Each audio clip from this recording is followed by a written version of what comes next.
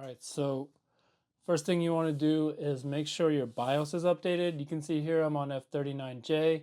That is the latest or close to the latest version for the X570 AORS Master. If you need some help updating your BIOS, I have a guide here that's less than 1 minute that walks you through the entire process. It's pretty straightforward. It's shown on a Gigabyte motherboard in the video, but the process is pretty much the same for all manufacturers. So I'm going to go into advanced mode. And first thing I'm going to do is go into Precision Boost Overdrive, set it to advanced, and PBO limits I'm going to set to motherboard. For overdrive scaler, I'm going to set it to 5x just to give it a little extra headroom. I probably don't need it with a 3600, but just for redundancy, I'm going to do that. For the boost clock override, I'm going to set it at the max 200 megahertz. On these Gigabyte motherboards, there's a cool and quiet function. I'm going to go ahead and disable that because I want the highest performance. For CPPC, I'm going to enable it, and preferred cores, I'm going to enable it. I'm also going to disable SMT. This is ideal for Tarkov and most games.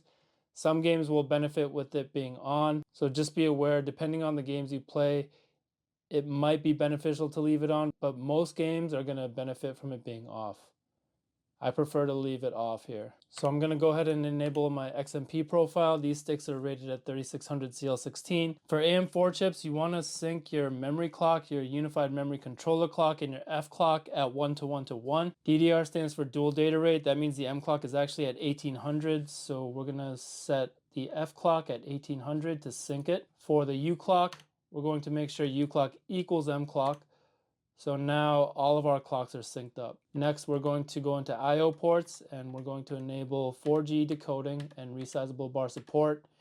On most AM4 boards, this is not enabled by default, so go ahead and do that. Next, I'm going to save this profile so I can easily access it again at any time. And then we're going to save and exit and pray that it posts. So you can see all the settings we've changed here. All right, so we've booted up, no problem. If your system didn't post, then for troubleshooting, I'd recommend going through each setting one at a time and testing them to make sure it works. And that way you can kind of identify which one's causing the issue. If you have further questions after that, feel free to join my Discord and I can help you troubleshoot as well. The last thing I do is change the power plan. For the 3600, I use high performance. For X3Ds, you want to use balanced, but for non-X3Ds, I use high performance, okay?